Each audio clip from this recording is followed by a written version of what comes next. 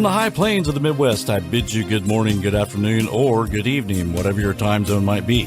My nod to the late and great Art Bell. I'm Keith Sharp. And I'm G. Dressel. And we welcome you to Life After Life, a paranormal webcast where we talk about the paranormal, UFOs, or the unexplained.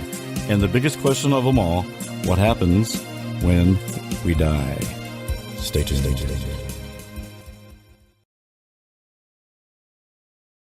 Yep. Hey. Hello. Hello, everybody. How is everybody? Hello, everybody. How is there? I feel like, how is everybody? Oh. Forget about it. What is that on Austin Powers? What did he say? Like, I don't know. Oh God, it's something like that. I need to go revisit those. Yeah, it was funny. I wanted to with Kennedy because we were watching movies like that. 90s. You could watch stuff like that. Right. I was like, oh wait, never mind. We'll wait till you're older to watch Austin Powers. Dude, they're different. I was playing around with Okay, you know what was funny what is happened? because I haven't switched it over. I gotta hit. Let me show you this. Watch. Okay, Hit sounds, and go over this way. Yep. And then go back this way. You want to go to 2. Okay. And I'm at section 2. Then you're good. Okay. Then it's like that would be the intro. Nice. Okay. This would be the outro. Gotcha. Sounds a lot like the intro. And then there's if you say a cuss word.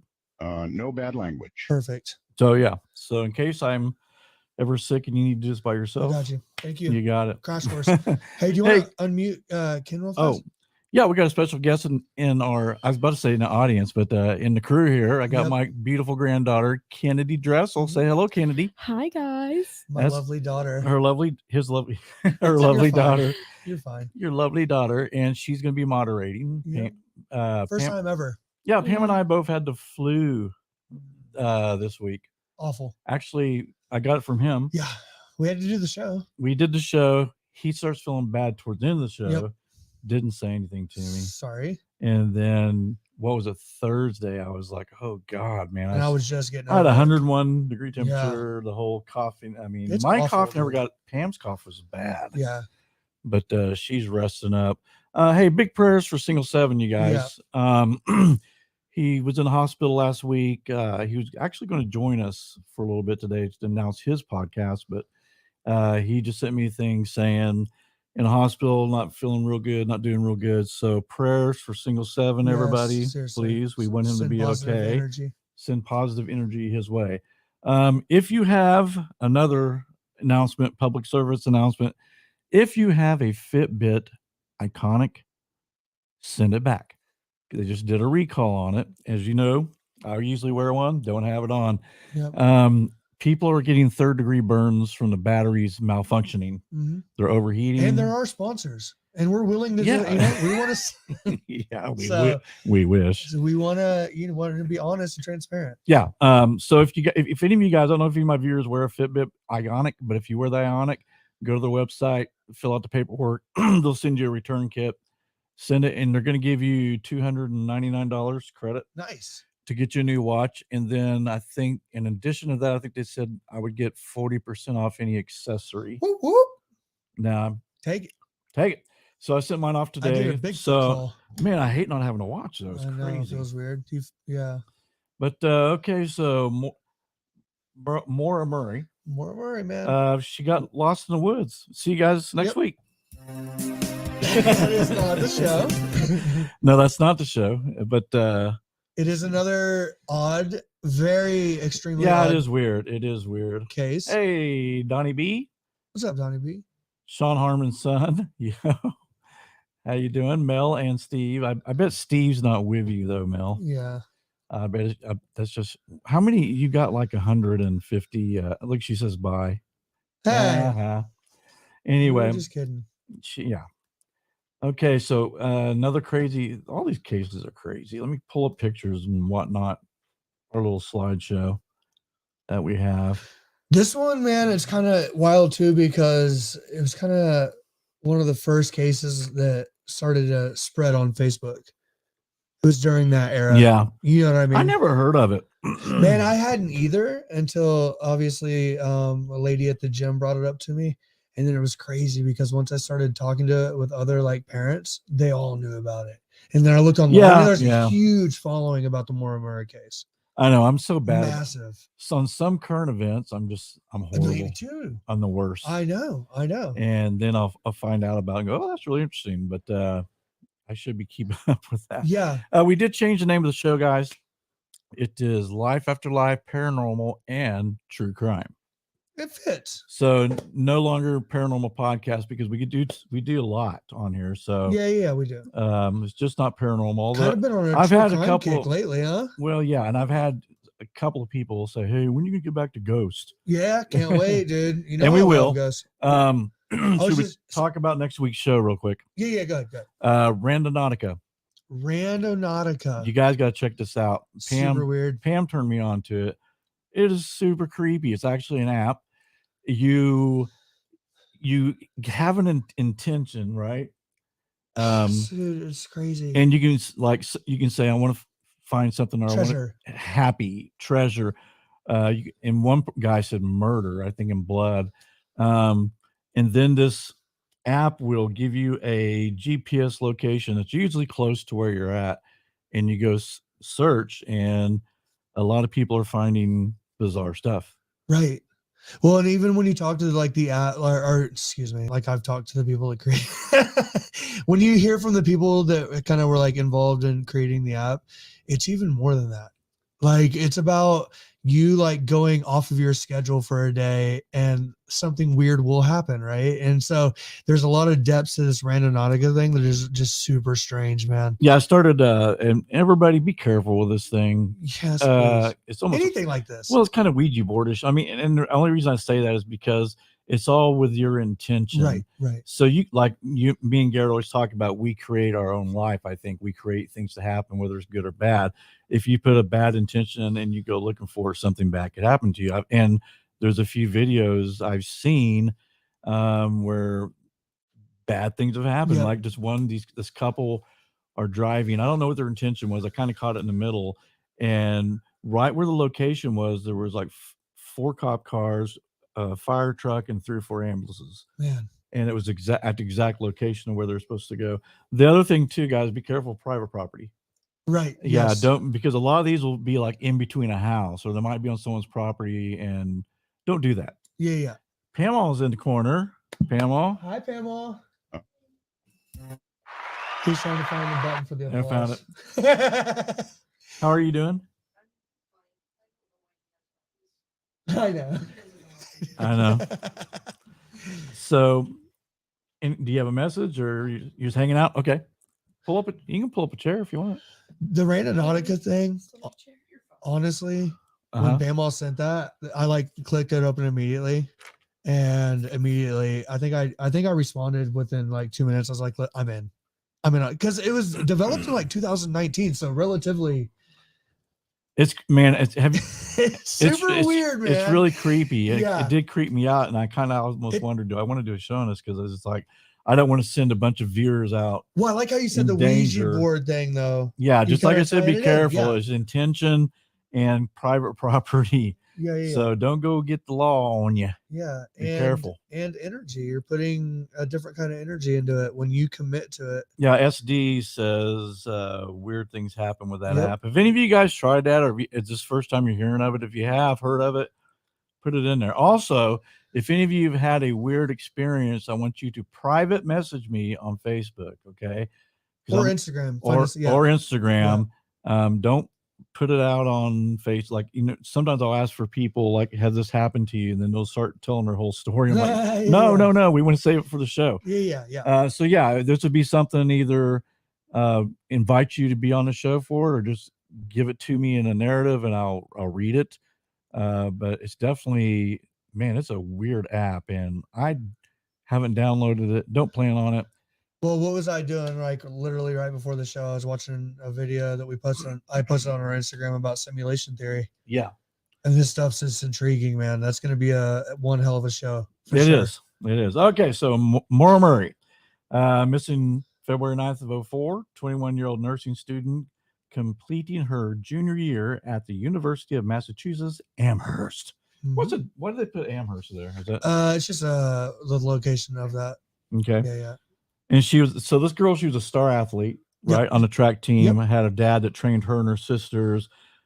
She attended your alma mater, Yep. West Point, for 2 years. Yeah, I saw 3 semesters, I think. It's funny because I remember I saw your picture in your gray uniform. Oh, did you? Yeah. So when I saw the picture of her, I recognize that. Yeah. Those are silly looking. Yeah, hey, I'm sorry. It was funny because I came across mine recently, and it had my friend's last name in it. Did it really? I accidentally took. You took the wrong one, so he's got yours. Yeah, I think. I hope. I don't know. I need to ask him about it. Yeah. Anyways, continue. Don't you want your original uniform back? It's even better that way. Yeah, it's kind of funny. Yeah. Okay, sorry. Let's see. So anyway, went to West Point, transferred to UMass. This transfer they think was because she has stolen makeup from the commissary at Fort Knox. Yeah. So Okay. yeah. So let's stop right there. Why? Yeah. Yeah, dude. You're in the military. You're at the most securest base. Yeah. Base. Fort Knox. Literally, there's like did you know if you drive by, do you know if you drive by that if you drive on the street that goes by there, there's a highway or something. Okay. If you drive by like twice, they'll get you. The black SUVs come out. They'll get they you. do. I'm not joking. I was transported there and transported back. That's so they the have only way I ever got in and out of that. Because I thought the commissary, I thought they were talking about West Point, but they said no, it was at Fort Knox. Yeah. So what happens is between your freshman and your sophomore years at West Point, you go through training, what's called Camp Buckner. Okay. And in that summer, it's most extensive training. You'll get there. It's 6 weeks long, and you essentially get to be a part of every kind of field in the Army, right? Yeah. So like you'll go fly in helicopters, you'll do infantry week, you'll do this. And so when you get to play with tanks, guess where you get to go? Fort Knox. Fort Knox. Yeah, why not, right? Blow so shit they up. just take you down to Fort Knox. And now, did you see the gold? What? No, absolutely not. That's a whole nother theory too. Is there really gold at Fort Knox? There's a lot of people. I don't know. There's a lot of people that they don't think there is. They don't think so. I don't know. Probably not. I don't know. Yeah. But regardless, so she would get time, right? Because you're not a freshman anymore. So you get a little bit more freedom. And so they will let you as cadets, when you're not training, go to the commissary, go to the PX, go kind of walk around, right? And so, yeah, I do find it interesting. I will not lie, cheat, or steal, or tolerate those who do. Mm-hmm. That's what you live by as a cadet. And that is ingrained into you. It's important is tolerate those who do. So even if you steal, Keith, and I see that you do it and I tolerate it, I'm just as guilty as you are, right? Yeah. So it is odd that she brazenly tries to steal makeup at a commissary. So to me, it's weird. That's flag number one yeah. for this case, and we'll go back to why. I think it's a bit strange that you would risk something like that for what Kennedy, how much is makeup? I don't know. I don't wear makeup. Okay. Good girl. She's good girl. Good girl. So let's just say it's $15 maybe for a compact or something, or $10. I mean, why would you're in training anyways? Right. And that's the worst time to be stealing, wouldn't it be? Well, why would you have makeup? There's like when we went, you literally take a duffel bag and you just have fatigues. Like you're not there to like go for in a party. Can I ask a stupid question? Yeah. Because I don't know much about West Point other than you went there. Is it so? I guess it's co-ed. Yes. Okay, so the girls probably are not allowed to wear makeup. Is that what you're saying? I mean, you can, but like what I'm saying is, you have daughters, dude. Can you imagine taking them out in the field for 6 weeks? They're not gonna want to freaking wear makeup. People are like putting their BDUs on and going into the woods and then like putting makeup on. It's just such a really weird thing to steal. So let's I'm trying to in that moment, right? I'm trying to give the audience like a vision of what she was doing. She wasn't there. She was there to drive around in tanks and blow shit up for a week and figure out if that's what she wanted to do in her career. So to buy makeup, I don't know why she would be buying makeup. She wasn't hanging out with Bill. Well, she didn't buy it. Oh, she didn't buy it, right? She just steal it, right? Okay. She stole it. So I mean, see, part of me is like, was she wanting to get caught? That's what was she wanting to get kicked out of West Point? And right, because it's a lot of pressure, and that's why I said how like, okay, full transparency, guys. Me and Keith are talking about this case, and we're like, man, it's another one of those cases. It's interesting, but one reason why I'm so involved like with this case is because I understand the pressures of going to West Point. It's not just like for you, the person, but all of a sudden your family members know about it. Your community knows about it. She had a lineage, which is even harder. Her sister's going there, right? And so for me, I'm like, was she trying to get kicked out? It kind of seems like it, right? Right. So that's what it sounded like to me. So let's remember that as we're going down. Yes. Also, there's, that's still a little strange, and you can remind me Yes. why that's a little. I mean, well, I think everybody would agree that's Right, a little right, weird, right? Well, can you go back to that? Yes, I comment real can. fast? All right, there we go. Okay. Oh, let me take off this picture. Yeah. I'm sorry. That's Maura, man. Yeah. Yep. So take it off there. Did you put something on there? A question? Nope. Okay, you're taking it. Okay. Yeah. Okay, gotcha. So, all right. So we see, where are we at? Okay, and then after she transfers to UMass, November 4th, 2003, 3 months before her disappearance, she admitted to using stolen credit cards to order food from several restaurants, and she admitted guilt to the police. She said, pizza places. Yeah, it's weird because she said that they were like, and I remember they used to do this years ago, but I didn't think as early as 2003, that long time ago when you use a credit card, that number would be on the receipt, right? I remember It was that. before they Yes, stopped doing that. Yeah. I remember that. That's And funny. I thought they'd stopped that by 2003, but obviously not, because she told the police, she said, well, I got some receipts I found and I used that credit card number, and that's how I ordered food. Again, crafty, but why? I know. So right? What are we? So we got some. We're building a profile. We're building a little bit of a profile. So we're having a little, kind of a little mental problem there. I don't think your normal person isn't going to go to West Point and steal makeup, and your normal person isn't going to go to UMass and steal a bunch of credit cards, right? Right. To order stuff. And so anyway, when she admitted guilt to the police, she had a pending court case that was going to be in March of 2004. Okay. Right. So March 2004. Yeah.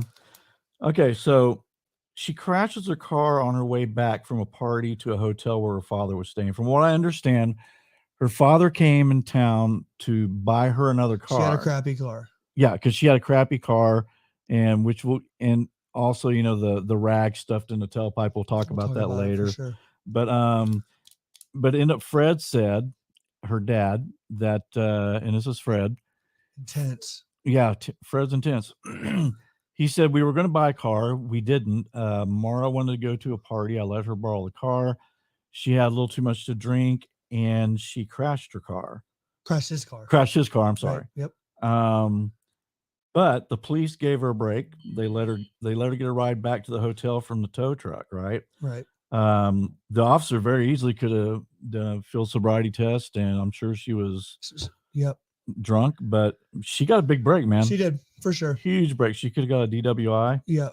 Can I tell you really fast? Like, I don't think that in 2000, at least in my experience, this is kind of why I wanted Larry on here, because I think he would probably agree with me. What happened to Larry? Did you call him? He's coaching. Oh, he's in season right now.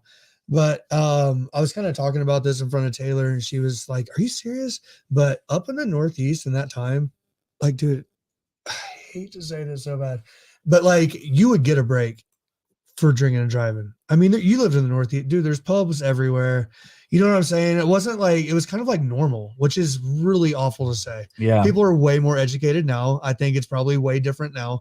But back in that era, when I lived in that part of the world, it wasn't really like that abnormal for people to like go to a bar and then just drive home. Yeah. Like quite a bit, right? And then to get like pulled over and for a cop to be like, just get home. You know what I'm saying? Like, wow. It's pretty brazen. Like, that's why I don't remember that in New Jersey. Well, dude, you gotta think. But of course, I wasn't out. I mean, I was a drunk couple, but I wasn't driving. Right. But also these towns, these cities, they're all kind of close together. You know what I mean? The jurisdictions are all fuzzy, so it's just kind of a different. Yeah, she sounds rebellious. Yeah, Donnie B's got a good point there. She sounds rebellious. Acting out maybe too, because she was under a lot of pressure. I think. Acting out a little bit there. So that's interesting. Fred's intense, bro. Yeah. So anyway, so she goes back to the hotel, gets a ride back. doesn't tell her father Till the anything morning. about the wreck until the next Smart, morning. bro. Right? Yeah. How's the party? It was fine. Yeah, everything's fine. Good night. So she goes to sleep, and she doesn't tell her dad. I think they said it was 10:30 the next morning is when she told. Yes. And he said she was very sorry about it, crying. He said, hey, it's fine. Well, He was pissed, but he was mad, yeah. but he said it's not the end of the world. We can take care of it. Insurance did. And probably, and I'm probably sure he was glad she wasn't hurt, right? Yeah, for sure. So let's move on. So at the campus, she worked as a security officer, right? She had been looking for cabins to rent in Burlington. Is it what? Burlington? Do we have that right? Yep. Okay. Yeah, Burlington, Vermont, and which no one knew about this. Just her. Just her. Yep. So I guess they did phone records to find out about that? Yep. Okay. Internet search records, I'm sure. Right. Okay. So moving on, let's see. Okay. So as she's working campus security, one evening, I think it was the evening that she decided to leave or pack up, she was crying. She was hysterical. Right. Her supervisor came to her and asked her, "Hey, what's wrong?" And all she would say, "My sister." Right. And we know that she did talk to her sister. Her older sister. Her oldest sister. I'm sorry. Yeah, which I saw on that Peacock channel. Yes, she had some issues. Was she not? Yeah, she had some issues. Yeah. And drug, alcohol related, obviously. Her and a sister? No, the oldest sister. Yeah. The oldest sister, yeah, that was a little weird. But anyway. Well, do you want to talk about the phone call? Or is that later? No, we can talk about the phone. Okay, but I wanted to add this real quick is also I read that she had talked to her boyfriend the same night. Is that I never heard that, but I did read that actually before the show started. Yeah, I wouldn't be surprised.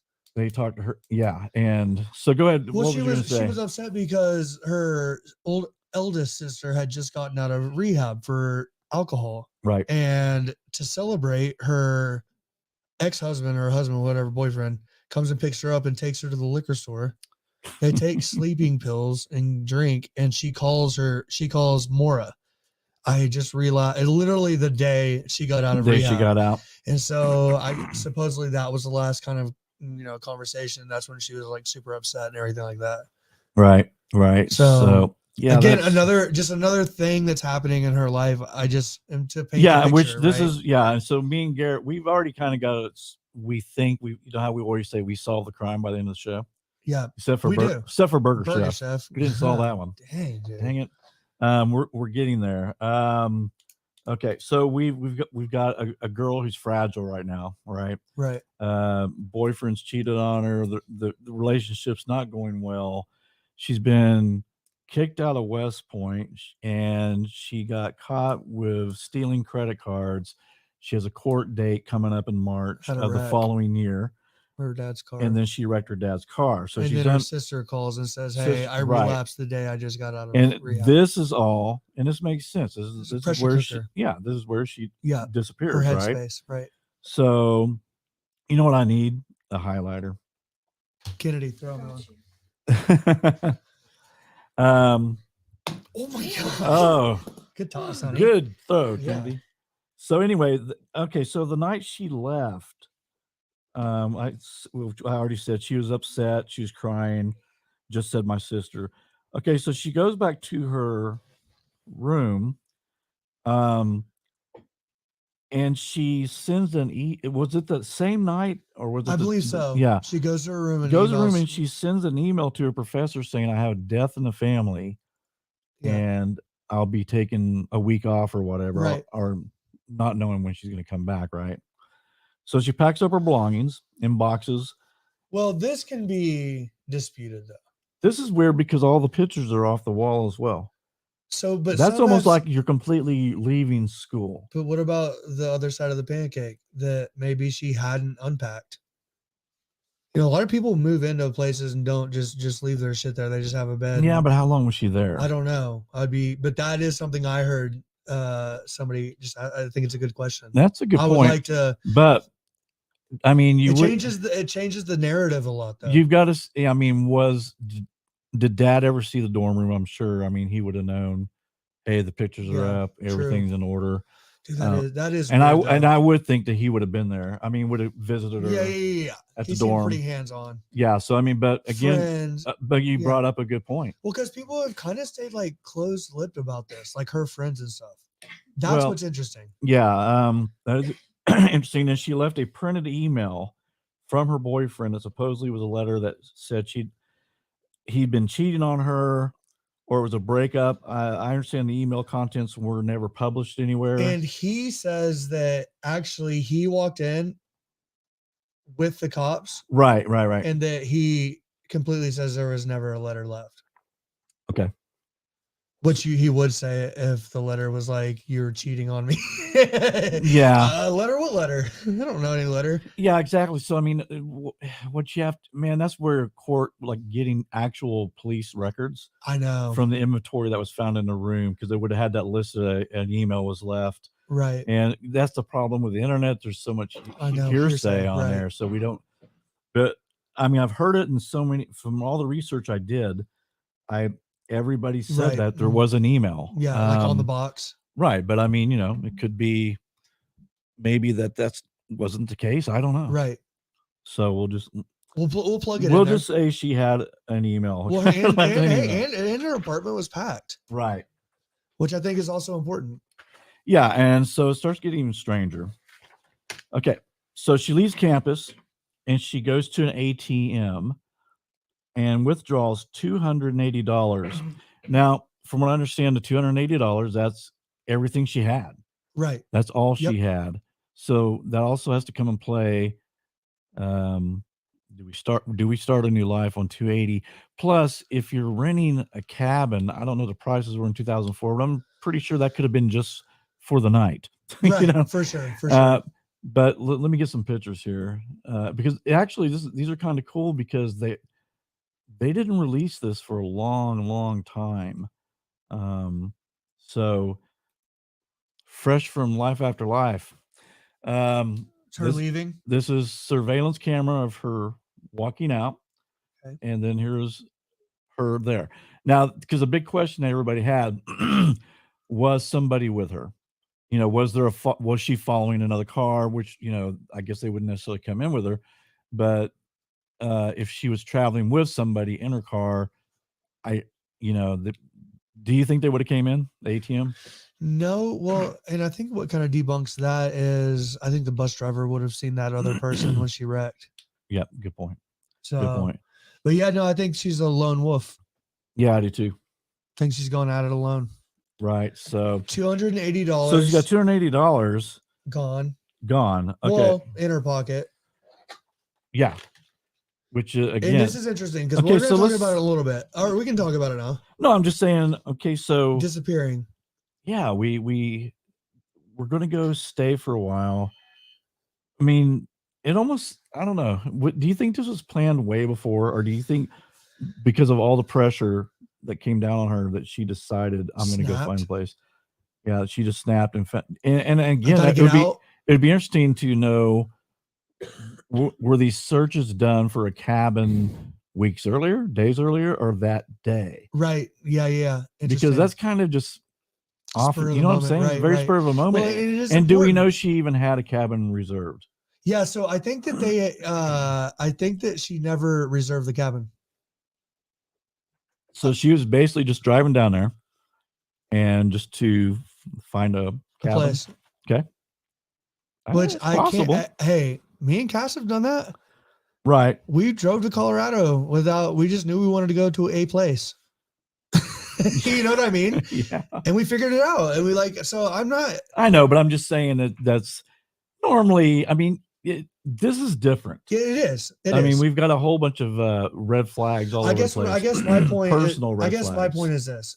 I think what's so interesting about this case is that you have somebody that's obviously super independent. Yeah. But also irresponsible. You okay, honey? You want us to mute it?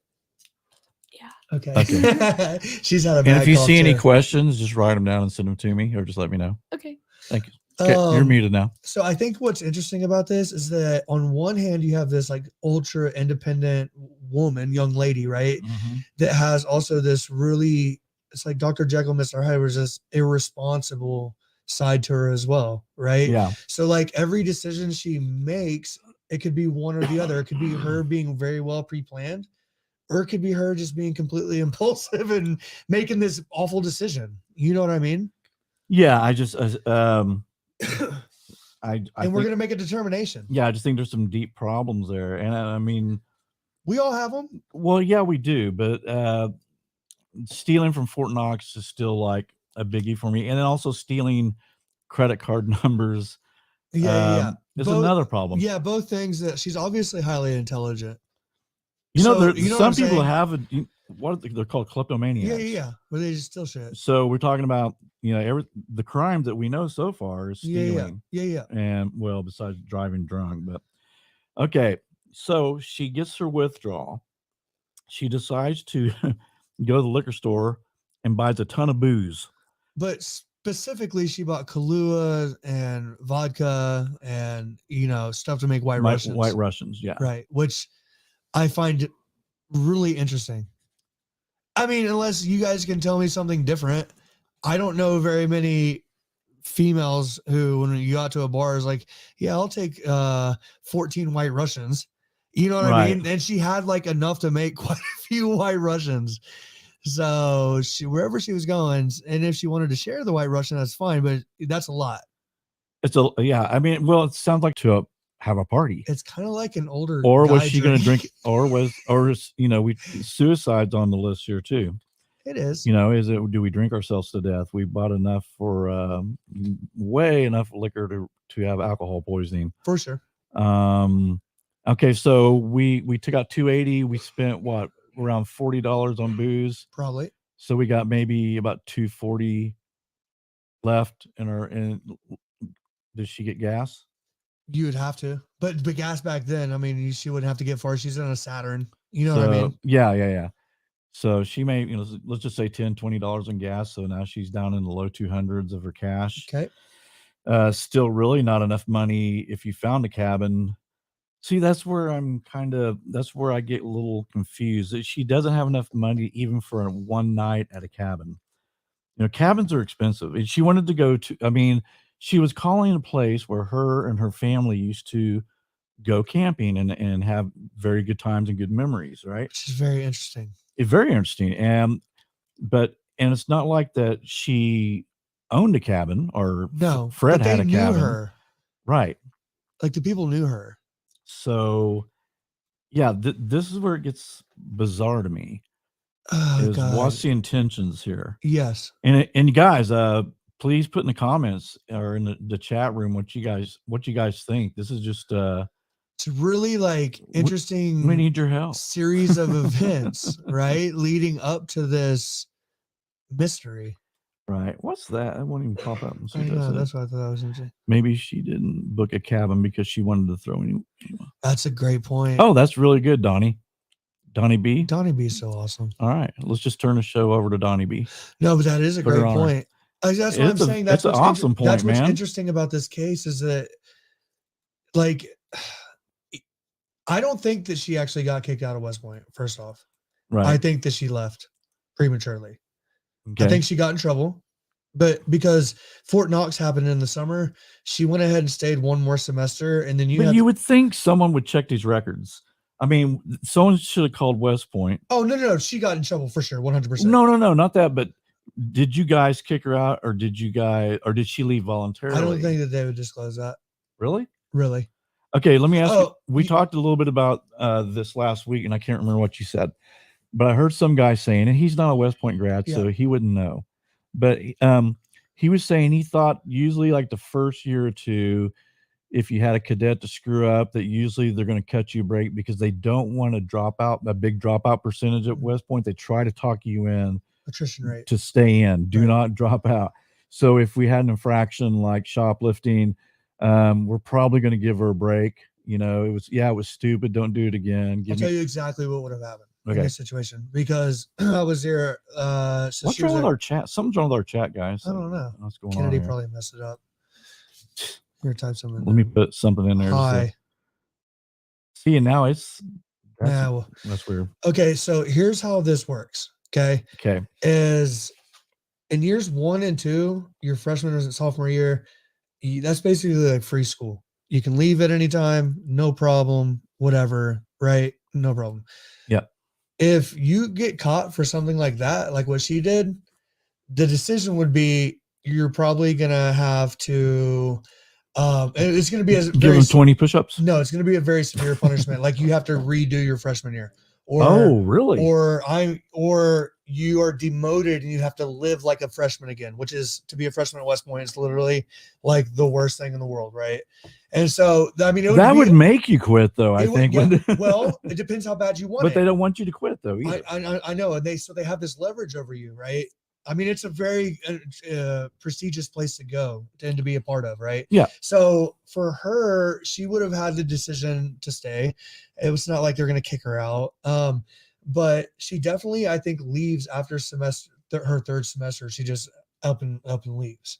And yeah, I think that we could probably find the records on that, but that's a decision that she made, right? So putting you in kind of like her headspace, yeah, she decided to leave. Somebody brought up a good point. She kind of, Taylor, believe it or not, it seems like that's my daughter, by the way. It is this kind of weird pattern with her though, where she has this like incident and then she kind of runs from it, and then has this incident and then runs from it.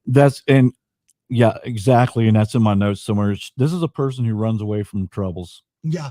She's a person who runs away from problems. So when something happens, she runs. Right. She did it with West Point. She did it with UMass. Yep.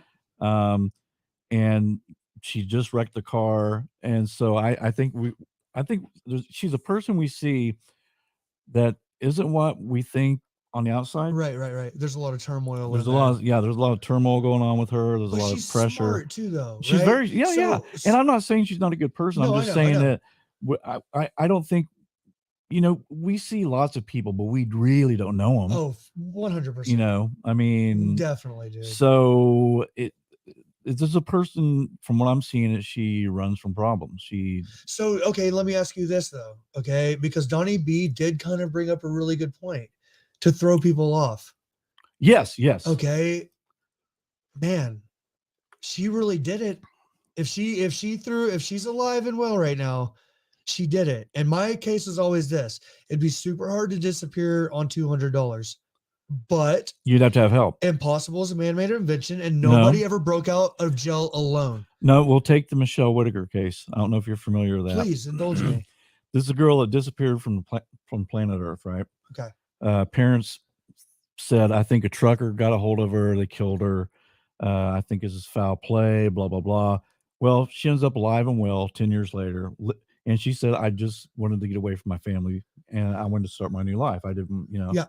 And that's what she did. And so this is possible because I think Michelle Whitaker, she went to a restaurant knowing she had no money. She ordered dinner because she was hungry.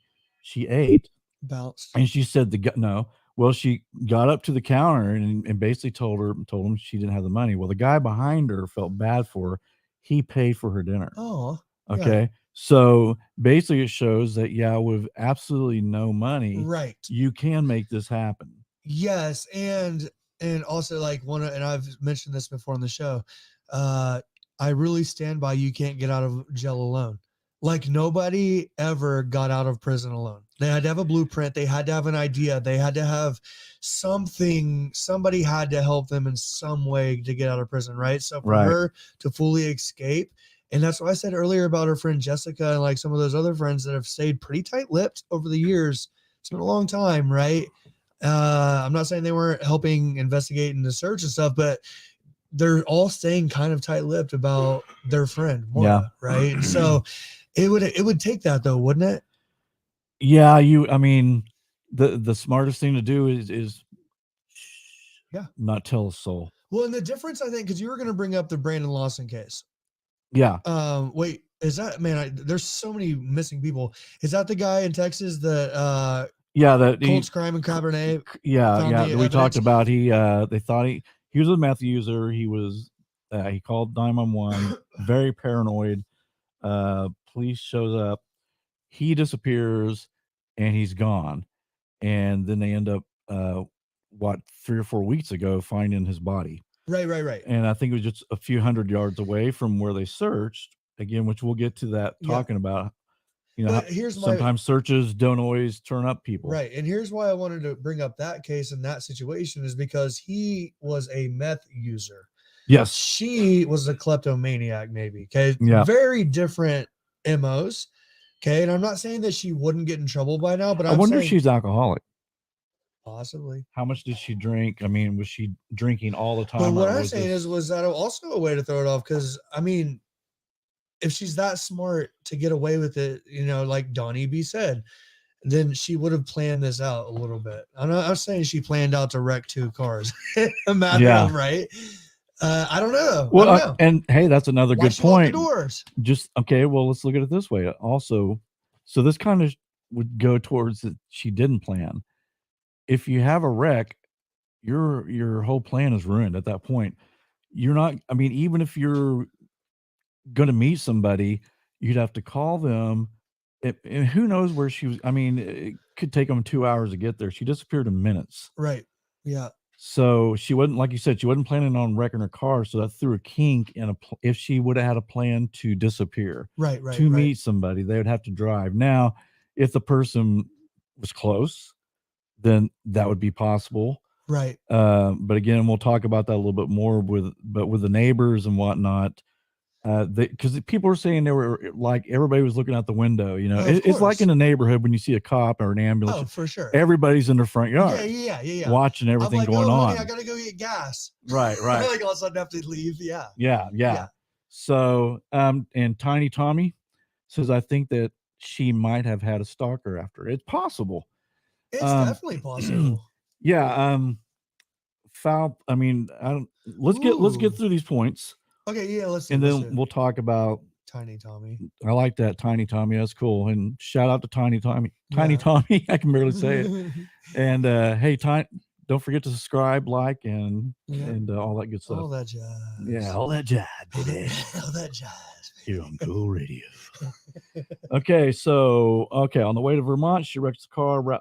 She's on Route 112 in Haverhill. I think I've got actually a map that kind of shows things here. First of all, let's look at her car. So, I mean, she wasn't hurt. Airbags were deployed. Like about $2,000 worth of damage there. Airbags were deployed. Yeah, airbags was deployed. I think what is it? If you're going, is it 15 or 20 miles per hour? The airbags. So she goes around the corner, and that corner. Let me show her, because that's a hair. It's like almost a 90-degree turn. Let's see if I can find it here. And so you can see where the circle is. That's where. So she's coming in the direction of the arrow, going around.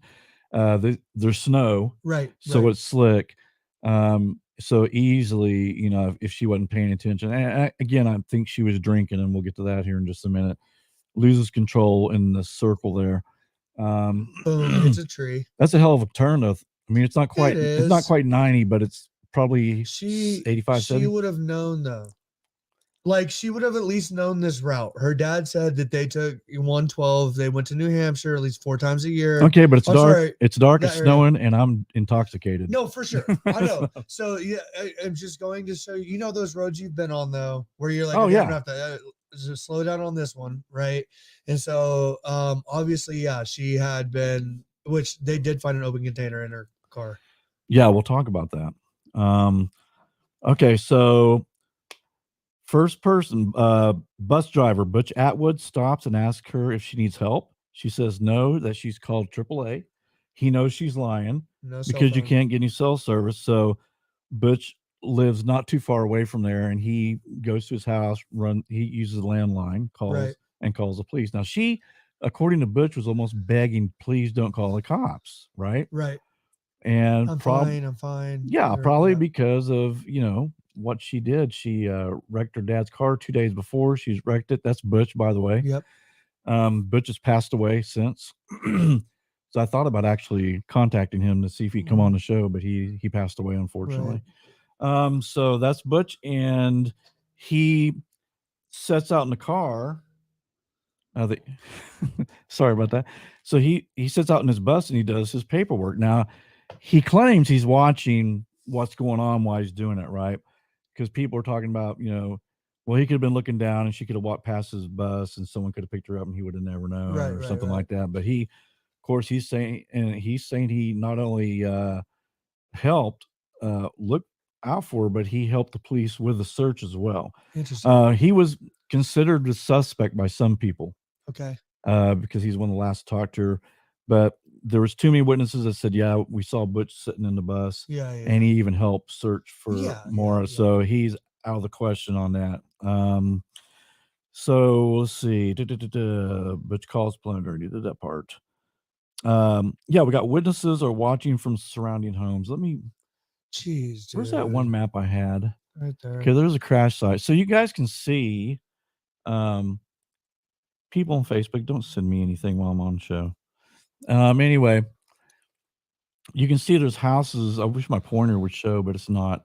But you can kind of look around. There's a lot of houses along the street. That's so interesting, right? man. So and there's one even beyond my pointer, which is at the bottom of this for you guys.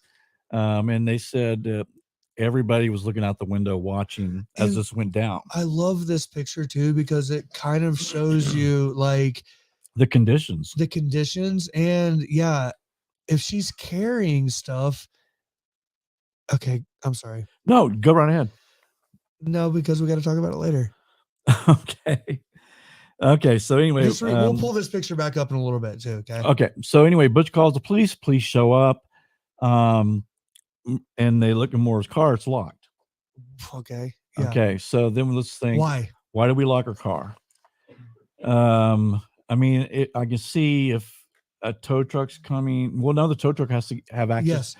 So she didn't wait around even for a tow truck. She left her car locked. I don't know. I don't know. Do you guys out there know? If you got a, why would you lock your car? I don't know. I mean, it's kind of something we all do out of habit.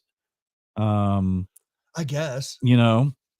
I kind of can see. I can kind of see. I guess so. Lock it. Like if I was going to walk to go get help, I'd definitely lock my car because I don't want anybody taking my booze, for right? Sure. Yeah. So anyway, out of habit, you lock your car. Okay, so let's just say out of habit, she locked the car, because that was one big thing I read too. Is everybody kept asking, well, why would she lock the car? But I think it's a habit we all have. And also, if you're inebriated, you do dumb stuff. And Mel says, so no one else can get in. Dun dun dun dun dun dun. Okay, so that's well done. No, that's well done. You're right. And in fact, that's exactly why we lock our car, so no one else can get in. Okay, so the police do see red stains on the passenger door and the headliner of the car. However, this isn't blood. I guess they do end up getting into the car, and it looks like it's stained from wine. Right, box of wine. She had a bottle that looked like she had poured the wine into, that she was drinking out of, so she wouldn't get caught. So, all right, so now we know she's probably intoxicated. We don't know how much wine's missing out of that. Right. The wine, of course, splashes because the impact of the tree goes everywhere. It makes sense. Man, you're a cop. You walk up and you're like, "Oh my God, guys, there's blood everywhere." Yeah. Oh my God. So small town, New Hampshire. All right, you know what I'm saying? Right. So we have this. God dang, dude, this case is crazy because it's like every little nook and cranny, there's just a little mystery. Right. Like really, there's just red blood, or there's red wine just splashed all over the car. Yeah, I'm trying to find if there's another picture and go with this, but that's ATM. No, I don't think so. Anyway, so police get in her car, I guess. Her belongings are gone. She has her purse, her credit cards. And if anybody in the chat knows if she took the booze, I heard that she did take some of the booze with her. And I think, Garrett, didn't you say there was something left in there? I believe there's an open container left. I'm not even going to read this. I'm going to pop it up and see what Tim says. I think Brianna Maitland's car was locked too. Very strange. Do you think there's any connection between Maura and Brianna? Man, it would be, Tim, I think it'd be a very low percentage. I mean, to me, it's pretty low percentage that there's even foul play in this. I mean, if that a serial killer just happened to have been going by when she Right. was there, or anybody trying to do her harm, the percentages for me are low on that kind of thing. But it's not out of the question. Absolutely not. And Brianna Maitland's car, you're gonna have to refresh me on that case. And where's that location? Is it in Vermont? Is it close to where she was at? If it is close, then that's I don't know. I'm gonna look at. But I don't know, man. I don't know. Good question though. Absolutely. But so let's see. So the cops are looking. They find. God, I wish we knew if she took the booze or not. To me, that's even a little more weirder. I know. But it also falls with if someone's picking me up.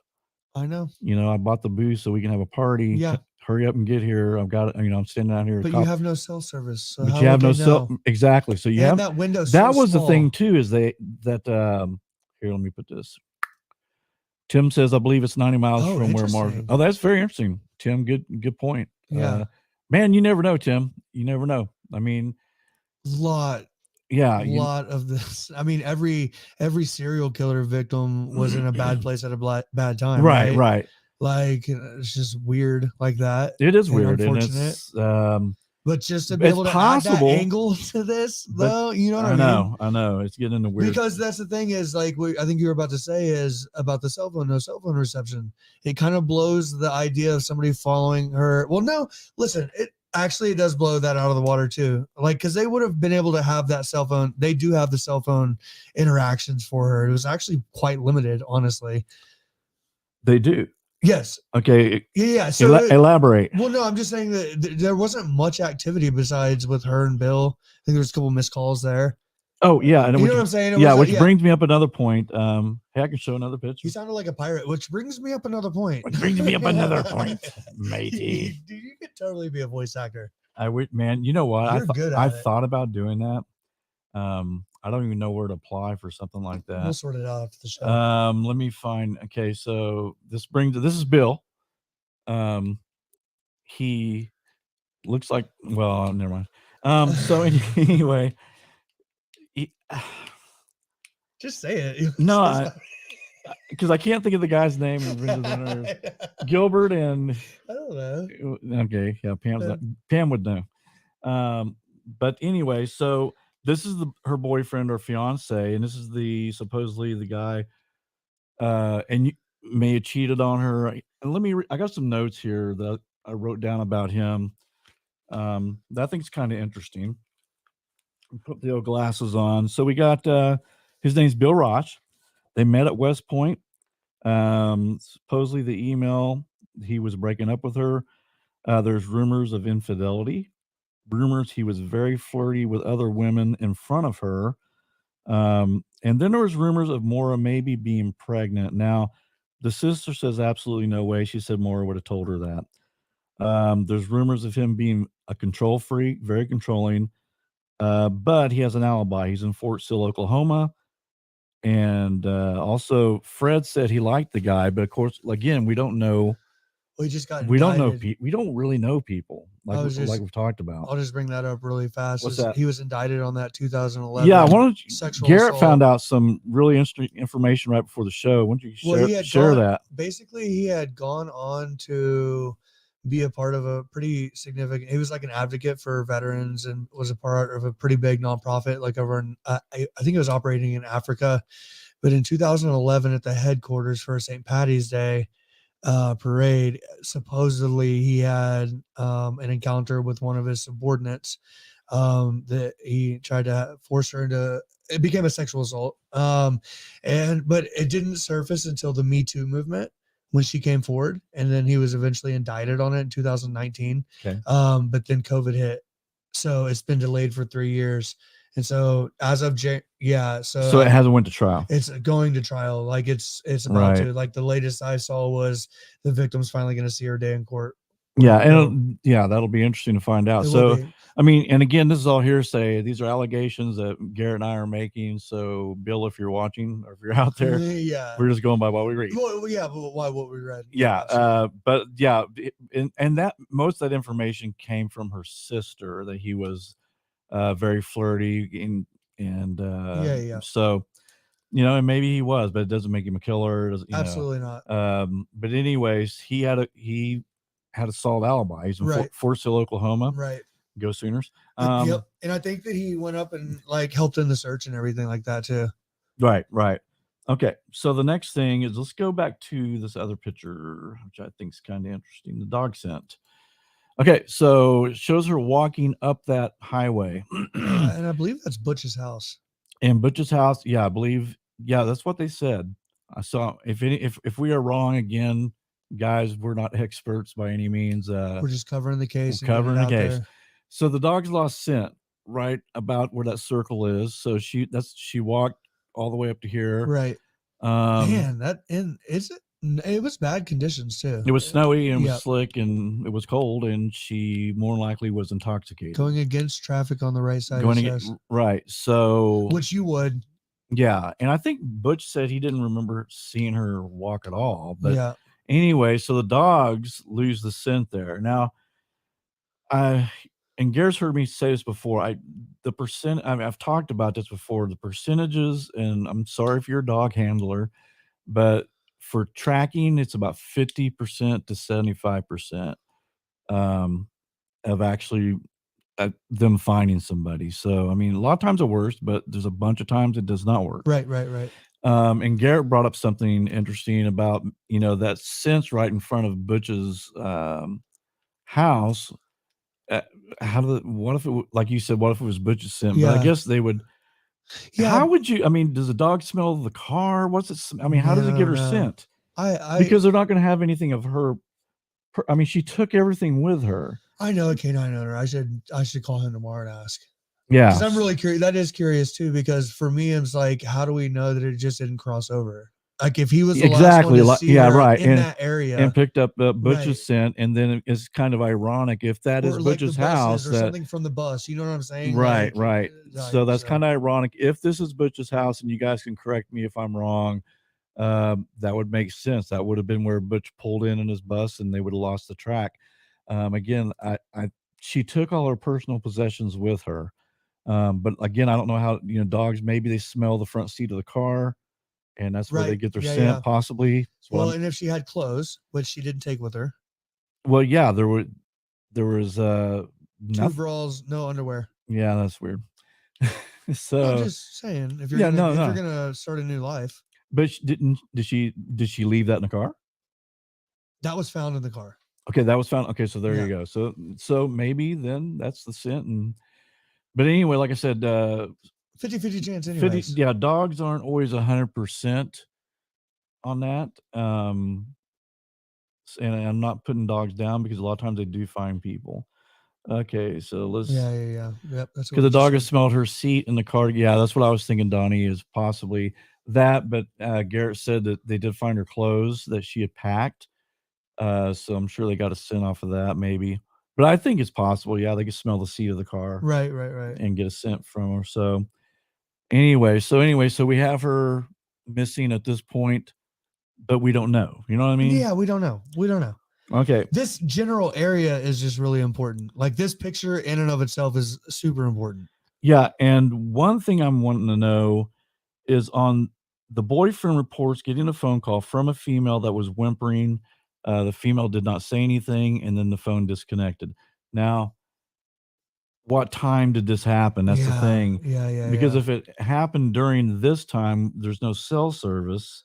And can't they just could she have been drunk and calling him before, because she's upset because they're breaking up, she's running from this. Donnie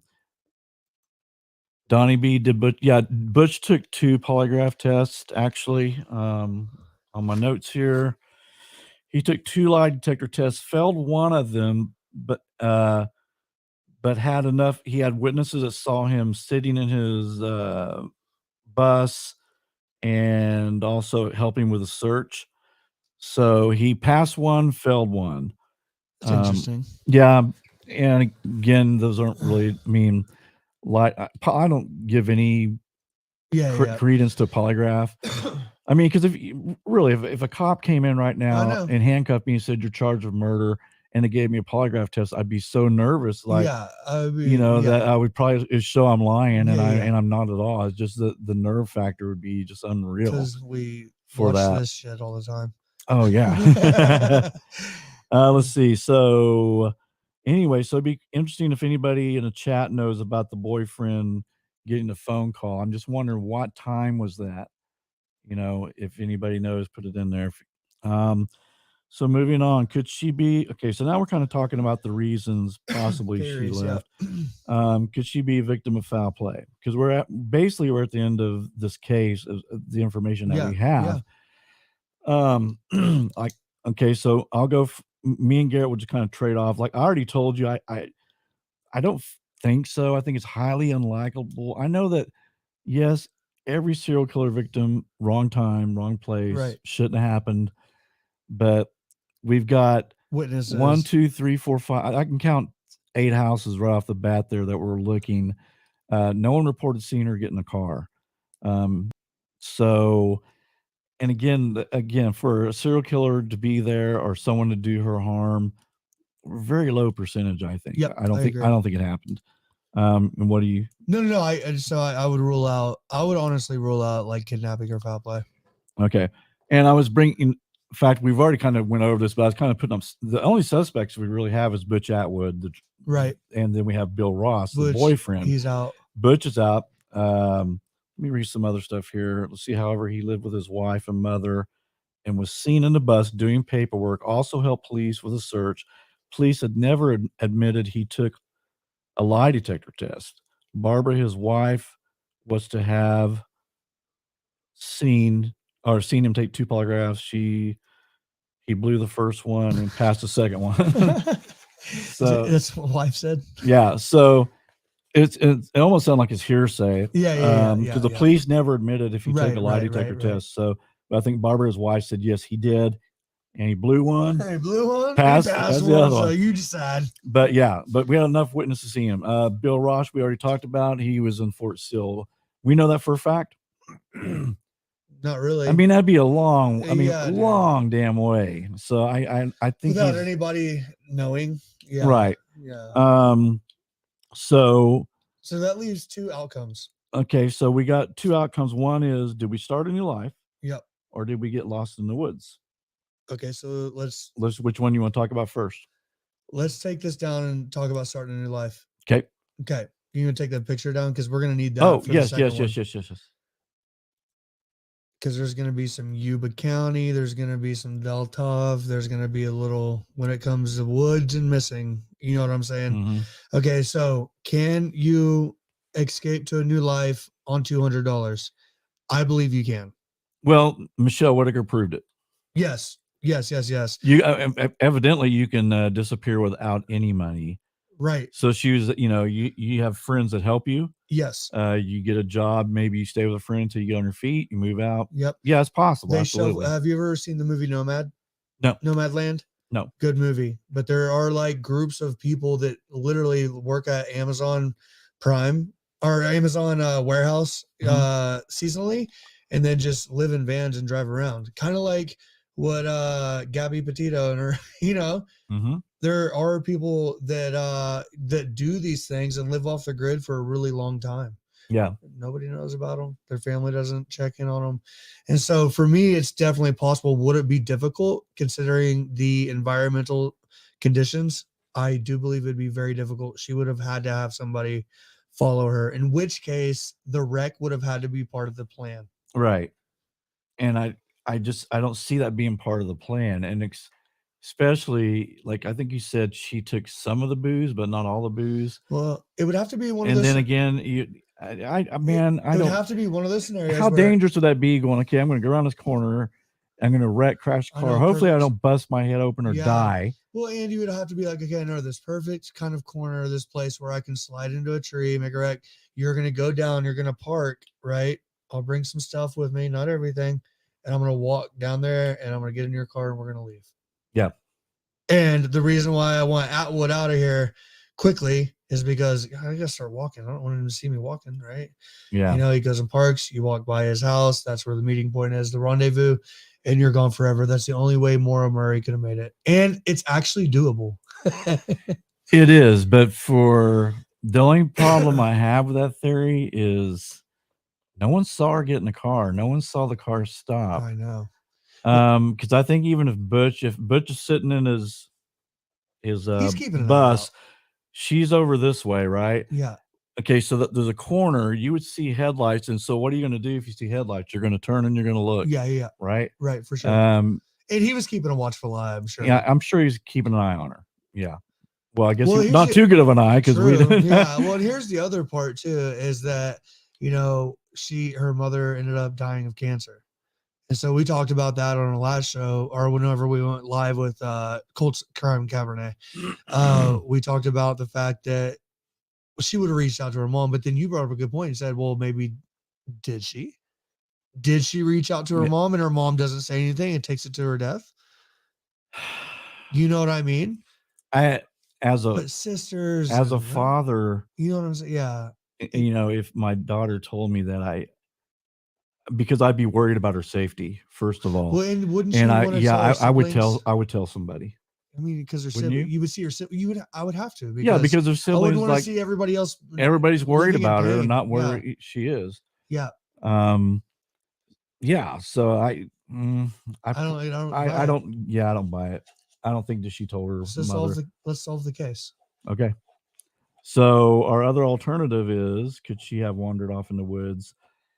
And I think that's very possible. I think it's in fact, basically about face and you start walking, no one can see you. You know what I mean? Right. You're talking about a second walking in those woods. But then we would have to say, what is your intent? And can you bring up the picture?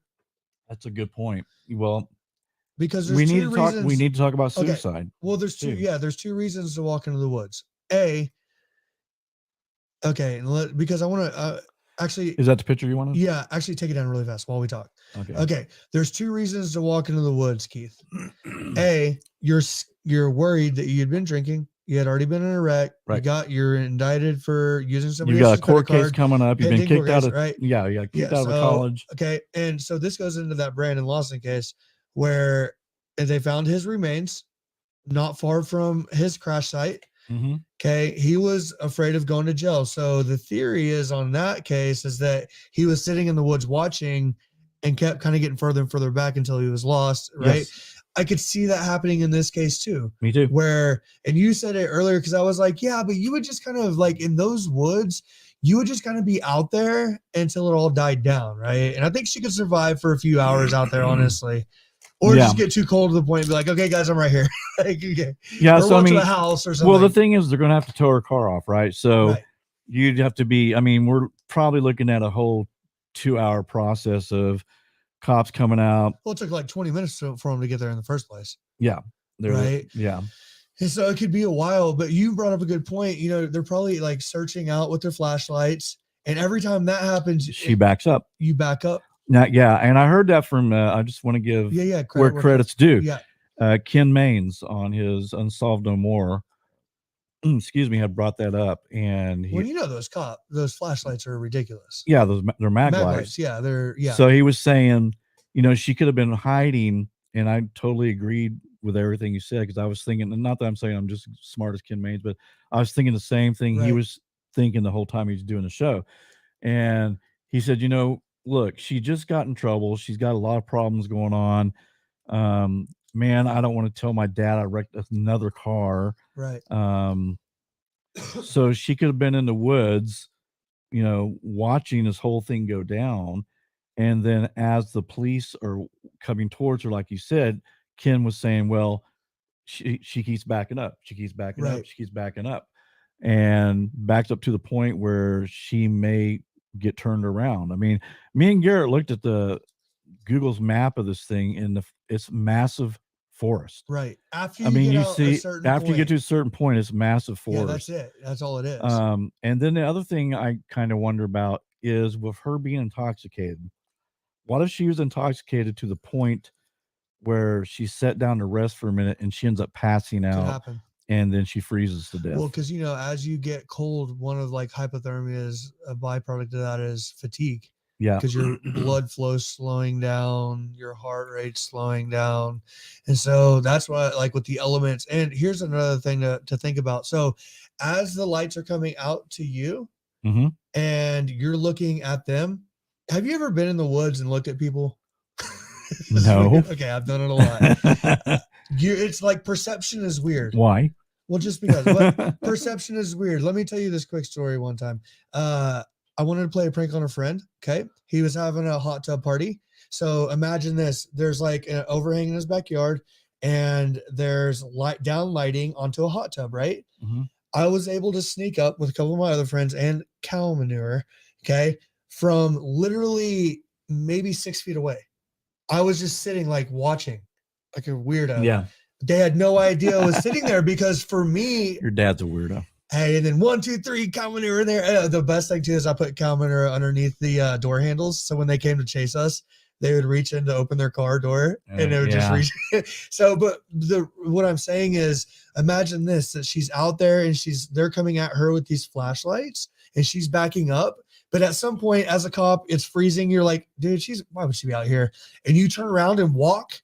Well, yeah. And what happens immediately? The lights go off on you. Yeah. Then you know what I'm saying? Then it's pitch dark out there. And like you said, they're going to go, I mean, they're only going to go so far. And be like, why would she go out here? She must have got a ride. Right. And and he brings up a good thing, footprints in the snow. Donnie, sorry. I said he, my bad. That is a good, but it depends also, was it snowing that day? How heavy was it snowing?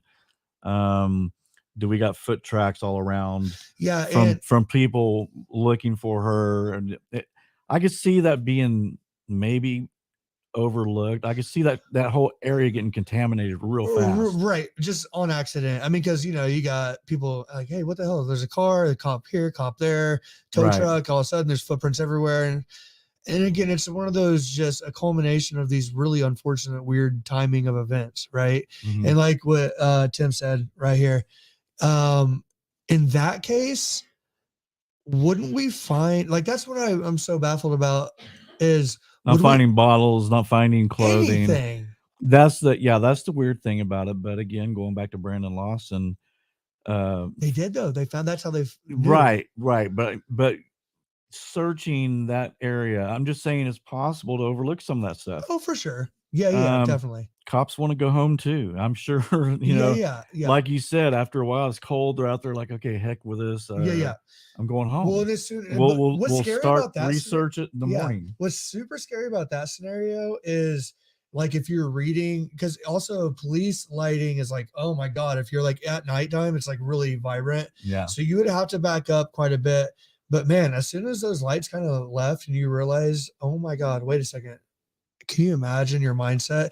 Then it becomes one of those situations, like even in the Burger Chef case, is it Chef Burger or Burger Chef? Burger Chef, where the poor kid is running scared into a tree. Yeah, because it's pitch dark. I was telling you before the show, just in training, having to walk in the dark with just, like a light, a glow stick and a compass and a map, right? Just having to like read the terrain step by step. That's tough. And you have a light. So turn off the lights and so many bad things can happen. But in that scenario, there would always be a shoe missing or like a rip in the jeans or the stocking cap falls off, right? Or where is all her stuff? Yeah, I know. And, but like how far could she get is my point. I guess. Right. How far can she go? And then of course, animals are going to get to her eventually, which is what happened in the Brandon Lawson. Which happened with Brandon Lawson. But they found his stuff though. That's the thing. Which happened with Brian Laundrie. Right. That's going to happen pretty quick because it's especially in the wintertime. Animals are looking for food, man. Right. No, for sure. So whatever predators you have out there, who knows? I mean, that we looked at that Google map. It's dense. That's my point. I mean, you're talking about there'd be a very, very small area where you're going to find that, right? And so a very small area would be easy to miss searching. We've seen it, and we've seen it a million times. And there's been, a lot of people who've been lost out in the wilderness and they're never found again. I don't think it's anything supernatural. No, I don't. Well, here's the supernatural part of this. Unless it's a portal. No, well, here's the supernatural. That's actually the first response to when the lady told me, lovely lady told me about it. What? Wait, what if an alien took her? Up, solved. Yep, there you go. There you go. Melinda solved it. All right. So go ahead. Well, I forgot what I was even saying now. Sorry. It's okay. We're talking about portals and aliens. Yeah, the people go missing and they're never seen again. Man, you got it's one of two things. Right. That's it. Yeah. Here's what I was gonna say. Here's where it gets paranormal. And we were talking about this before the show. When fear manifests itself, Carl Johnson said it. Is that like that's the paranormal part of this case? This is the paranormal part of the Brandon Lawson case. Is whenever, like, because Carl Johnson said it best when he was at his grandma's house, and that radiator, the fear of that sound became a monster in his head. So therefore, it did manifest something paranormal and fearful. Or fearing, right? And so that's what's paranormal about this case is that whatever was so scary to her to push her back into the woods, whether it be her drinking and driving or the anxiety of her surrounding life, it took on this life of its own that drove her to her death. That's scary. Same thing happened in Yuba. I'm sorry, with the Yuba County 5. Right. Yeah. Well, and I think didn't Drew say that he thought maybe there was a portal out there? I mean, it's possibly people do think about that. No, for sure. And Mel put, or Bigfoot. Which I'm wearing a Bigfoot shirt today. I want to say thank you to James Anderson and the Anderson family for getting this for me. It says Bigfoot saw me, but nobody believed him. So I love it. So I think she out there succumbed to the elements is what I think. I'm afraid so. I mean, and there's a good, the Michelle Whitaker thing, she did it with no money. But like you said, the accident would have had to been planned, had to been part of the plan. So we have to eliminate that, I think. I mean, it doesn't have to be part of the plan. It could just have been unfortunate. Yeah, but it all depends on how far where were you heading to start your new life? And to do that, you'd have to have someone to help you out. Yeah. I think. Well, why wouldn't you just start a new life? Well, I mean, you could do that too, but again, that's almost unrealistic when you're in a car that there's nowhere to go. Yeah. Now you're stuck out in. No, that's what I'm saying though. Like, if she wanted to start a new life, why not just?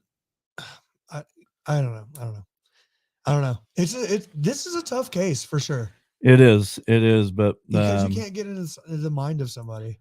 You can't. I think, like I said, my theory is she runs away from stuff.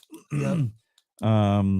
It all come crumbling down. I mean, if you think about it, super sad. You just wrecked a car, then you go out and you drink and you wreck another car. Yeah. You broke up with your boyfriend.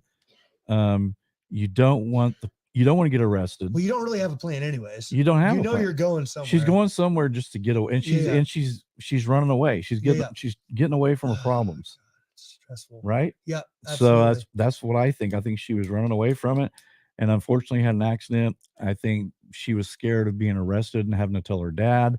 So she goes out in the woods and possibly, like you said, after the police leave, no light, you get disoriented. Again, we don't know how much alcohol is a big factor in this. Absolutely. If she passed out and she laid down, she would freeze to death. But then again, you say, well, where's the body? Well, we've seen it a million times. Predators get a hold of bodies, and Lord knows how far they can drag them. That's true. That's true. They could drag them clear across the damn town or whatever. Yeah, no, that's true. I mean, and they may end up finding something, in years come up or for sure. Hopefully they do. And we hope we do, so the parents can have some type of closure. You also have to think too, that is probably some private land in there, which it was a case in the Brandon Lawson. In that case, it was on private land where they found him. Yeah. Well, and I think so to get access to. You know what I mean? Well, I think in a case like that, the owners would be understanding and let you search their definitely, area. definitely. And because I think they did run into that problem, and the owners immediately said, "Yeah, absolutely, for search." Sure. Yeah. So Human error. So yeah, so I think that's I don't know. What do you before we go? Do you guys got any closing thoughts on it? What you think? I think she succumbed to the elements. I'm glad we covered the case. Yeah, because I mean, like an animal can drag your ass as far as it wants to. Yeah. Well, especially if it's working in a and pack. there's only going to be so far that the police are going to, you know. And in a helicopter, if we looked at it from Google Maps, you can't see anything. Yeah. Even with thermal camera, I don't think you would have been able to see anything. Just a really. Excuse me. Hey, can we unmute her? Yeah. Okay. Hey, say it. What? Oh, no. Yeah. Of course. We'll leave you unmuted, honey. Yeah, I'll leave you unmuted. Don't You're cough fine. all over everybody. Flu, baby. No. So Did she got the flu? She had it. We all had it. Oh, yeah. Okay. Yeah. No, but I am glad we did this case though, because it does fit into this really kind of weird category. The Swanson, Brian Swanson, I think his name was the guy that went into the bar and never came out. Brian Schaefer. Yeah. Okay. Schaefer, Elisa Lamb. Yeah. Yuba County 5, Dialtov Pass, Maura Murray. But those cases to me are even more bizarre than this case. This case, I mean, I can at least say, okay, she walked out somewhere. The guy that walked into the bar is never seen coming out of the bar, just disappears. I get it. That's I odd. know. But I think that if we would have covered this case at the beginning of all those, it would be much more weird to us. But we've covered all those cases first. So it's like, dude, this happens just a lot, right? This weird glitch in the simulation, if you will, right? Just a decision that has now all these millions of people have been wondering about, right? And thinking about. It's just this weird thing. And now we've sat here for 2 hours on a Tuesday night and spoken about it. Yeah. This glitch in the simulation. Yeah. I like our little discussion page here. I do too. But let's see if there's any. I'm gonna look up. Let me look through here real quick, see if there's anything I need to put up there. Way to crack the case though again. Yep, we're amazing. We are amazing. Hey, that Randonautica thing though, with intent, because we talk about it. An alien or a Bigfoot. Or both, because they're both. Hey, if you believe in the paranormal, that's a possibility. Yep, so absolutely. Can't leave that out of there. But no, I think she. Let's see what he's got here. Tim says Jason Laundrie, another car crash in Texas. He has never been found either. Yeah, he actually was. Car locked and all belongings in the car. Yeah, Tim, they found his body about 2 weeks ago. In fact, we had crime. Was it Colt's Crime and Cabernet? Colt's Crime and Cabernet. They were actually in on that search. They found his hat and they found his khaki shorts. And so the sheriff and them started searching an area where they found that, and they did find his remains. So he was found, yes. There was that weird case in Minnesota, though. I was actually going to pull it up earlier. The guy, freaking, it's a kid. He's like 21, coming back from a party, calls his parents, hey, I've been in a wreck in the snow, tells them the wrong direction for some reason, or they go the wrong direction. They find his car the next morning, no trace of him, gone forever, never to be seen again. Yeah.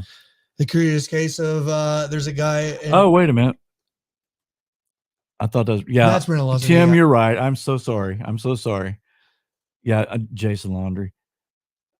Jason Landry, another car crash in Texas. Okay. See, this is similar to the Minnesota one. We got such great people in our chat. Yeah, you're awesome. Thank you very much, Tim. I apologize. Yes. So this is the case he's talking about is very similar to the one in Minnesota. Yeah. Where it's a college kid. Yeah. And all of his stuff is found in his car and it's just gone, vanished. Wow. So Jason Landry is still missing. Yeah, we'll have to look into that. Dude, there was a guy in Europe. The last CCTV is him running out of an airport into the woods. Have you seen that one? No. I'll send you the video. Oh, God. Super weird, dude. That's a very odd story. What is it about disappearances, man? It just that's weird. It is. It's almost and it is almost paranormal. Do you think that we'll know the answer to this when we die? Yes. Yeah, I do. You do, Kennedy? Yeah. Okay, good. So that's called omnipresence, is like when you're all knowing. And I hope that's what happens when we die. I hope that we become all knowing. Yeah, we'll know who shot JFK. We'll know, all the Zodiac killer's identity, true identity. Yes. Yeah, there's that. I think it's crazy. It's something that I've thought about. Right. Like, I hope I get all these questions answered when I pass away. Yeah. But we are creators. Yeah. As much as we are destroyers, we're creators. So thank you, Tim. Thanks, Tim. Yes. Lars Mintock.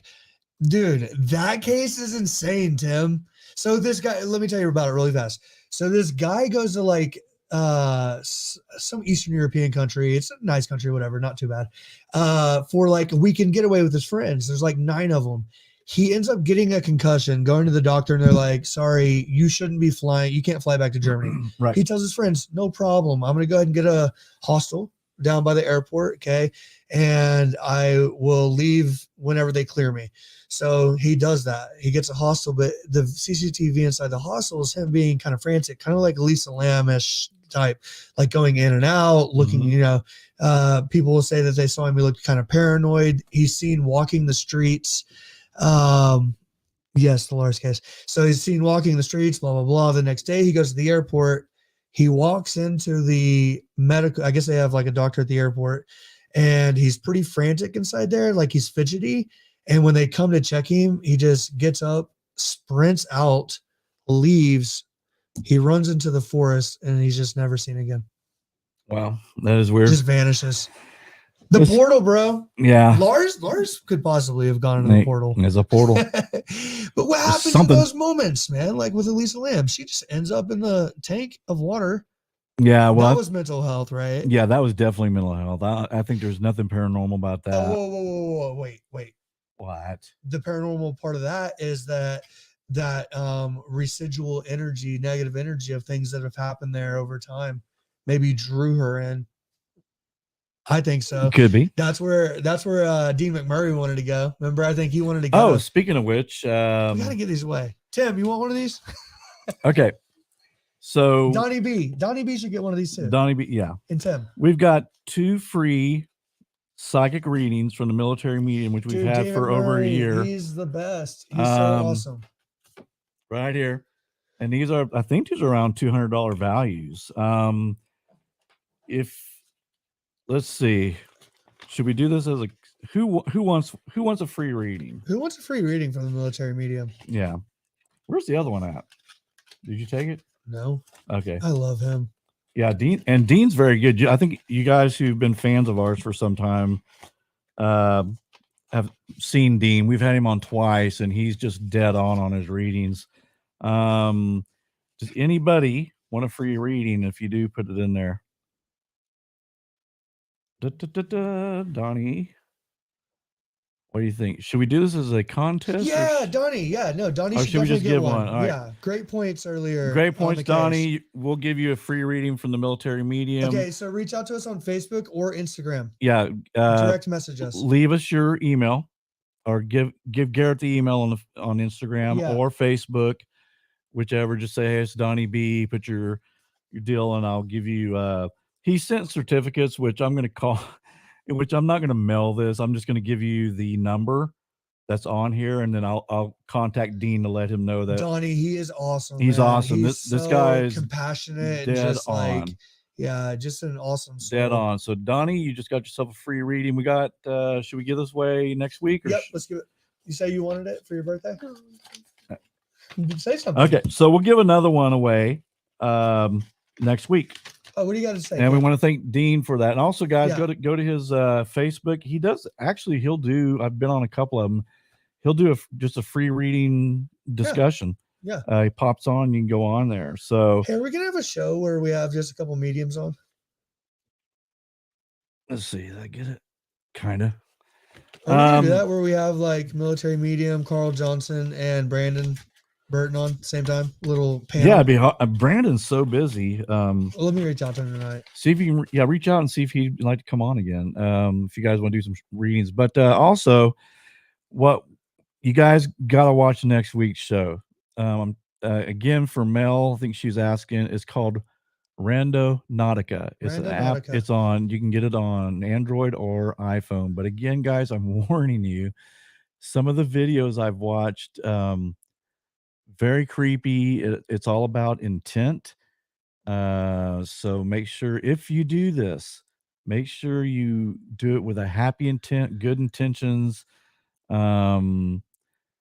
So anyway, Angelina, reach out to us on Facebook and Instagram. We'll get you. oh, she Yeah, wants yeah. she wants We a reading got you. too. Boom. There you go. Okay, so they're all gone now. So okay, Yeah, that show is gonna be intense, man. yeah. So Angelina Dawn, if you watch next week's show, you'll get the free reading. There you go. How about that? There you go. So if we see you in the chat next week, Boom. you got it. It's yours. Hey, Kennedy wanted to say something. What? Okay, where do you think the portal goes? Like once you go into the portal, where do you go? That's the $1 million question, isn't it? I think that there's a lot. Well, obviously there's infinite possibilities, Kennedy, but I think that one of the big ones that I would go to is just it would skip into a timeline, a different time shift.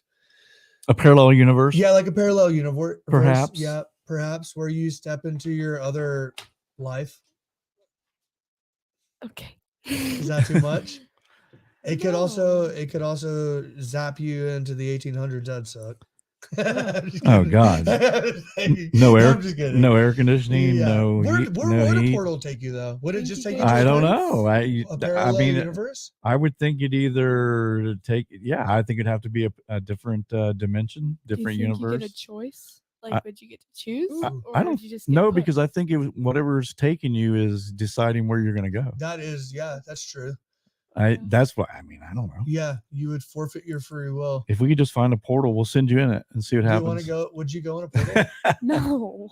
Okay. Come on, scary. man. Please. I want to see what's on the other side. We'll send Taylor. If we find be a like, portal, hey, Taylor, come over. I got to show you something, and then I just push it through a portal. Look at my art project. Make sure you reach out. That's great funny. show, though, dude. Good show tonight. But anyway, guys, if you do mess with the Randonautica, remember private property. Yeah, don't get shot. Because some of these little locations it gives you might be on somebody's land. I saw guys trespassing all over the place. Oh God. On YouTube. Look at some of the YouTube videos. They're pretty creepy. Some I can tell things were planted. Yeah. Things were fabricated. They weren't real. Is pretty obvious. Like one was all of a sudden this girl's walking with him and she disappears. Oh my God. And so they leave you hanging. They can't find her, and so the next episode is them looking for her or whatever. So it was ridiculous. Well, what I want to get into is like the scientific side of it, because I think that, like I mentioned earlier, the developers have something really interesting in mind when they built this. It's kind of a weird, like their intent is just kind of off the wall. Bizarre. Yeah, any intent you have, you're gonna find it. I've always said that. I think we talk about it on every episode. We do. Whatever your intent is what your intent, what you're going to get back. Right, so for if you're like, we've brought up that thing about that grouchy person at work that is miserable and they can't stand, and all they do is complain and complain. Well, they keep attracting that energy, manifest that shit. And they manifest it, and it happens. If you think good, have you ever, fake it till you make it, right? Yeah. I've had days where I felt like crap. Absolutely. And I thought, man, today's gonna be an awesome day. I'm going to have a great day. I'm going to have an awesome day. And then that's pretty soon, actually, I start feeling better and things go better for me on that day. Hey, can I get on my soapbox for a second? Yep. False motivation, dude. Tell my kids all the time. If you wake up in the morning, look at her. See you over there? If you're doing the dishes and you don't look happy to be doing the dishes, you better act like you're happy, and it'll make you happy over time. You'll find ways. You'll be bouncy. So be falsely motivated, right, Ken? Well, guys, I'm a good child. I do my dishes. She does, man. She is. Hey, you should hear her Righteous Gemstones like accent. It's really good, honey. Oh yeah. Daddy. Real good. I love that. Daddy. You say daddy. Deddy. If you guys haven't watched Righteous Gemstones, I recommend it. It's on HBO Max. Hey, somebody Plus somewhere, or whatever they have. It's great. HBO Max, I love.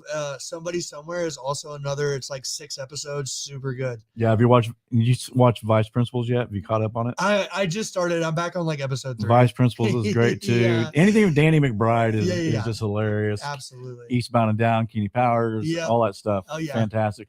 All right, guys, it's almost 9 o'clock, so we're gonna. What? Oh, for just a thought. Sorry, guys. No good. What if we had somebody who made the app on Okay, like, well, on there. we'll try. You know? She wants us to Right. find somebody that actually like has. Well, hey, here's what we'll do. Well, what We're we're gonna find somebody that's been on Randonautica. yeah, for you guys who tuned in late, if you had a Randonautica experience, whether it's good or bad, Yeah, I let want us you know. to private message me. Don't put it on, because if you tell the story, then it blows it for everybody, right? Right. Because I either want to have you on the show or you just write me a narrative in my private messaging or on Facebook, and I'll just read it. If you don't want to be on the show, that's fine.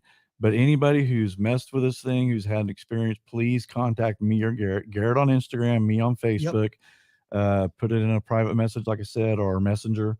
And if you want to be on the show, I wouldn't mind being on the show to explain that experience. But we're gonna go in deep on that one. That one to me it's creepy. It was just weird. Absolutely.